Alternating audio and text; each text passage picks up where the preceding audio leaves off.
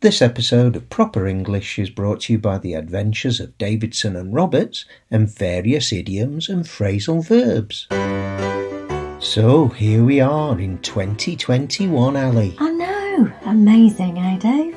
And what better time to look back on the adventures of our idiomatic detectives, Davidson and Roberts. So this week we have an extended episode including all their adventures going right back to February of last year. So, tell me, how did you come up with the idea, Ali? Well, I'm glad you asked, Dave. I fancied the idea of us playing characters, and I thought it would be fun to introduce our listeners to some different accents. Posh for Detective Davidson. And good old-fashioned London for Sergeant Roberts. And I thought, if they were police officers, they would do a lot of investigating, which is ideal when it comes to illustrating and explaining idioms. Oh, and, of course, they would spend a lot of time sitting and waiting in their cars, doing surveillance, and would have plenty of time to chat. So here's their first appearance. In episode 43 of season 1. In which our heroes can smell a rat. Detective Davidson looked at the crime scene. The room had been ransacked. Drawers were upturned, the sofa had been ripped apart, and there was a space on the wall where the Magritte painting should be. We found a window broken, Ma'am. No fingerprints. It's obvious the burglars wore gloves and knew what they was looking for, said her bright young assistant. Roberts, I smell a rat. Did the detective's nose sense a rodent in the room? Or was it just an idiom, meaning that something was suspicious? Exactly that, Roberts. I mean, Dave. Detective Davidson realised that all was not as it seemed. By saying that she smelt a rat, she was telling her colleague that she believed that the criminals were trying to trick them into reaching the wrong conclusion. Roberts looked again at the broken glass.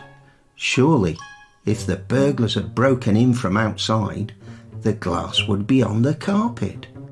Good heavens, he exclaimed. Do you smell a rat too, Roberts? Indeed I do. Davidson smiled quietly to herself. I'll make a detective of the lad yet, she thought. A couple of episodes later, Davidson and Roberts returned. In episode 45, as a matter of fact. And the sergeant and his brother are as thick as thieves. Detective Inspector Davidson was a teeny bit jealous. After she and her Cockney protégé, Sergeant Roberts, had cracked the case of the missing Magritte, she had suggested having a drink or two at their local pub, the Whistle and Truncheon, to celebrate. Davidson was hoping to get to know her sergeant a little better. But it didn't turn out like that at all. May I introduce you to my older brother, Big Bill? Pleased to meet you, Big Bill, I'm sure. A pleasure to make your acquaintance, Ma'am. Always a pleasure to meet our Bob's colleagues and superiors. Which reminds me, did I tell you about the time my boss got himself stuck in the lavatory? And then this Big Bill character went on and on about his manager locking himself in the toilets one night, and his brother was laughing and laughing, but Detective Davidson couldn't really see the funny side of it. And then he told another boring story, and Roberts chipped in with one of his own, this time about some cousin or other, and they were clearly having a long and conspiratorial conversation about this cousin, as if he might appear at any moment. And of course, the detective felt excluded, because she didn't know this person. So, when Big Bill excused himself to go to the loo, Davidson turned to her sergeant and said, I thought we were going to have a quiet celebratory drink together, but you and your brother have been as thick as thieves all night. Roberts was aghast. Are you accusing me, a officer of the Crown, and my brother, a clerk of the court across the road, of being part of the criminal fraternity? No, you idiot. I'm using an idiom that describes two or more people who clearly have a close, perhaps even conspiratorial friendship, and frankly, I feel somewhat left out. But considering the way you misunderstood me, perhaps I should have used the idiom, as thick as two short planks, using the word thick to indicate stupidity. And with that, She turned on her heels, left the pub and went home. Onwards to episode 48. And Detective Davidson has to explain what is meant by the idiom, The penny dropped. Detective Inspector Davidson and Sergeant Roberts were driving back to the station after a long shift. Can I ask you a question, Mom? It's been a long shift, Roberts. Don't make it too complicated. Thanks, Mom. I'll do my best. It's just, I was wondering, when we was talking to the socko... Scene of crime, Officer Roberts. You know I hate acronyms. Right, yeah. Scene of crime officer. Him. When we was talking to him... Were. Eh? Go on, Roberts. Right, yeah. Well, he was explaining about how the machines in the amusement arcade were all smashed by the same instrument.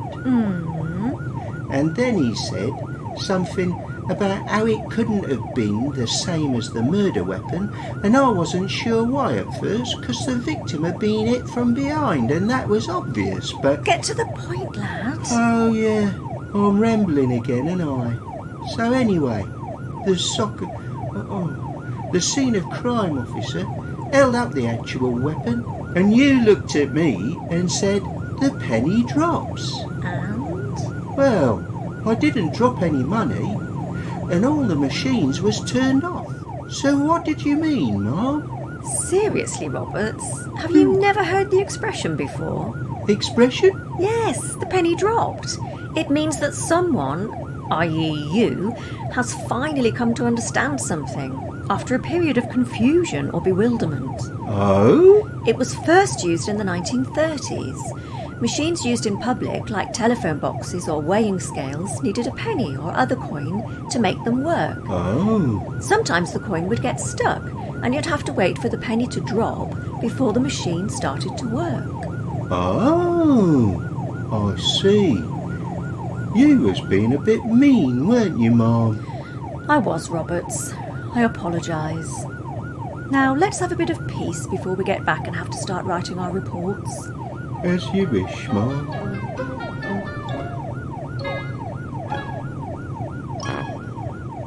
Did the penny drop? Did you understand that idiom? I did. Well, of course you did. You wrote it. Anyway, on to episode 54, Off the Top of Your Head. D.I. Davidson and Sergeant Roberts were having a coffee in the car, waiting for a suspect to come out of the pub. If he doesn't appear soon, we might have to leave it until tomorrow, Roberts. Yes, Ma'am. What are the other places he's been spotted in? Hold on, I'll just put me coffee down so I can get me notebook. No need, Roberts, just off the top of your head. Oh, okay. Well, off the top of my head, he was thrown out of the Red Lion last week. He started a fight in the Georgian Dragon the week before, and he was spotted trying to sell fake handbags in the Winchester on Monday. Very good, Roberts. We'll try those next. It's a funny expression, that, isn't it? It's like your head's full of stuff, like in a pile, and you just say the first things on that pile. Yes, you don't think too deeply about it. In your case, you said the first things you remembered. One could also use it if one was making a rough estimate rather than a careful calculation. I wonder why we say it. Well, it is actually an American expression that's been in use since the middle of last century, but lots of British speakers use it, like us. Oh, aren't we cosmopolitan, Mum? Yes, Roberts. Yes, we are. Next, one of my favourite episodes, episode 58. Davidson and Roberts are on the trail of the Rainbow Burglar. Davidson and Roberts were investigating a serial burglar. A serial burglar? Someone who breaks into people's houses to steal their cornflakes? No. A burglar who commits a series of crimes. I'm trying to narrate our story. OK, Dave. Sorry, Dave. Davidson and Roberts were investigating a serial burglar. They were under huge pressure from their superiors and the media to find the criminal before he committed another crime. This has gone on too long. 5 burglaries in less than a month, all within a mile of the other. At each one, he... Or she. Yes, or she leaves a boiled sweet at the scene. Why? What point is he... Or she. Yes, or she trying to make? Read through the list for me, Roberts. Yes, ma'am. First burglary was at 7 Richards Road. The burglar left a red boiled sweet. Second was at 60 Avenue. The burglar left an orange sweet. Third was at 5 York Street, and the burglar left a yellow one. Are you seeing a pattern, dear listener? Can you solve the clues? Then he... Or she? Thank you, ma'am. He or she burgled number 4 Gavel Green and left... A green sweet, yes, we know the numbers are counting back from 7. The sweets, red, orange, yellow, green. Ma'am! Red, orange, yellow, green. It's the rainbow, innit? 'Cause then he left a blue sweet and then a purple one. It's the rainbow. So that's it. No more burglaries. Well, Roberts, you're partially right, lad. Except there are 7 colours in the rainbow and we still don't know where the next burglary will take place. Well, it'll be at number 1, won't it? Yes, number 1 will be the last one if we're right, but how on earth do we fathom which number 1 it will be?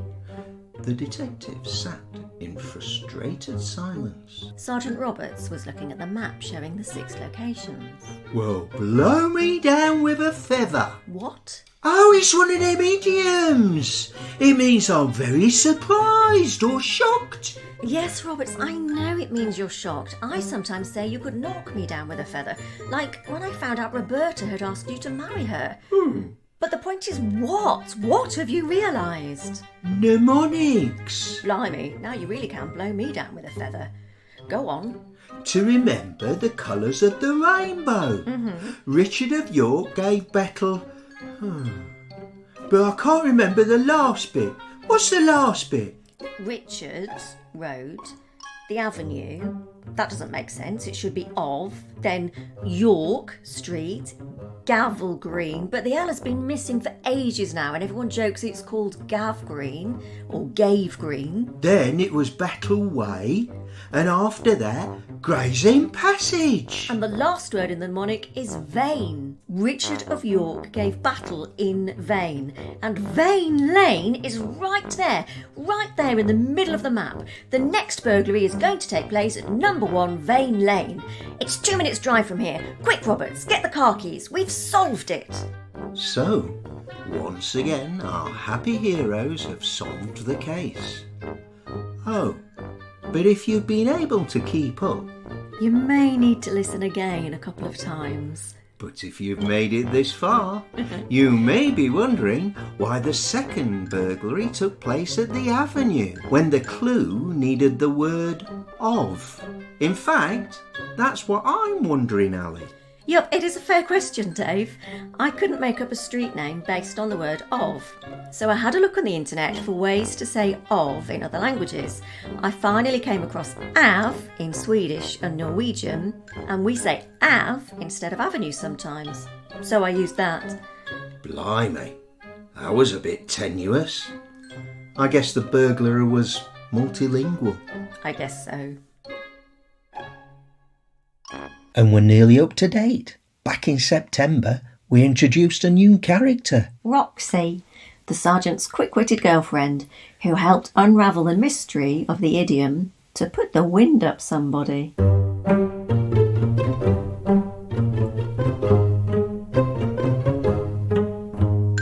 D.I. Davidson and Sergeant Roberts had recently finished a particularly unsettling case. One evening, after work, Robert Roberts was at his girlfriend Roxy's house.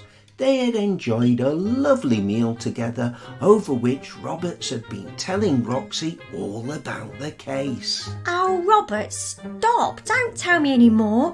You put the wind right up me with that story. Sorry, Roxy. Didn't mean to frighten you. If it makes you feel any better, the perpetrators are all safely locked up now. It's funny you should say that I put the wind right up you.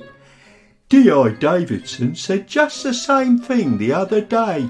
Oh, blimey, what happened?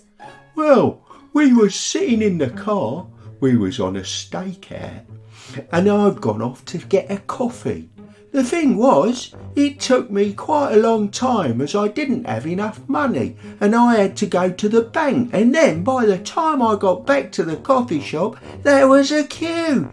So if I'm honest, I think what happened was that D.I. Davidson dozed off, and when I opened the car door she leapt and said, Goodness gracious, Roberts, you put the wind right up me. It's a funny saying, isn't it? I wonder where it comes from. Oh, I think I know the answer to that. It's in a letter written by the poet Wilfred Owen. Oh. He was a war poet. Ah. And he wrote, shells so close that they thoroughly put the wind up a lifeguardsman in the trench with me.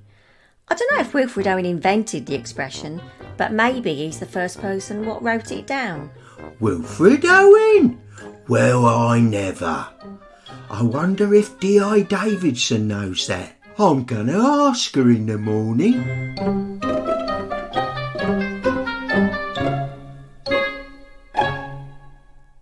And finally, in Series 2, Episode 21, At the beginning of December, the detective and her plucky Cockney sidekick were investigating the disappearance of a young man in a furniture store. while using a shed load of phrasal verbs to do with time. Davidson and Roberts were investigating the case of a missing person, a young man who worked in a large furniture store. Well, Ma'am, the young man in question... Ian Keir? That's correct, Ma'am. Mr. Keir hasn't been seen since 2 p.m. when he finished his dinner break and should have returned to the shop floor. Now, I believe he clocked in at 7:54 this morning, didn't he? That is correct, Ma'am. And we've checked the records, have we? He hasn't clocked out. There is no record of him clocking out. Shall we assume he is still on the premises? Yes, Roberts, we must. Right, let's get on with it. I'm pressed for time this evening. I promised my husband I would actually be home in time for dinner for once. Tell me, what do we know about Mr. Keir? Seems like young Ian was a bit of a loner. He's been working here for 5 months now, but no one seems to hang out with him, either at work or outside of work. OK, so let's leave interviewing his colleagues until later. We might have more luck with CCTV. Well, I've only just started looking through the footage, so it's going to take me a while. Right. Get PC Milton down here and tell her to hurry up. There must be hours of footage to look through. Yes, Ma'am. Only problem, Ma'am, is last time I asked Milton to help out, her boss said I wasn't to take her away from her important work again. Oh, for goodness sake. You press on with looking through the video footage then, and I'll get Milton down here.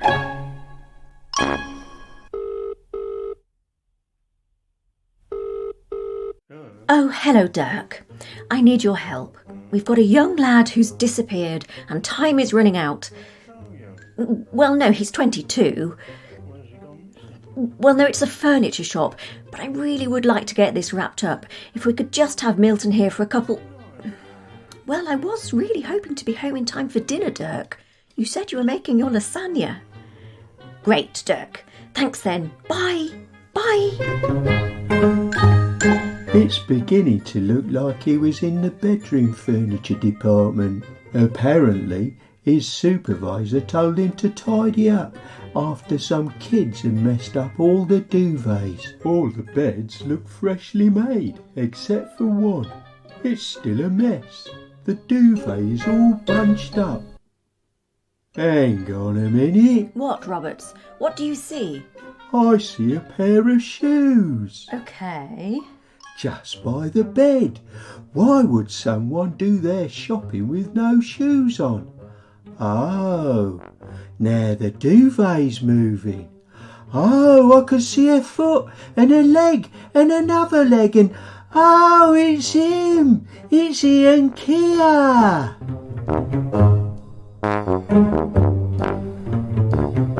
What an excellent result, Roberts. Your eagle eyes have saved us so much time that I think I can fit in a quick trip to the kitchen department before I go home. You're welcome, Mum.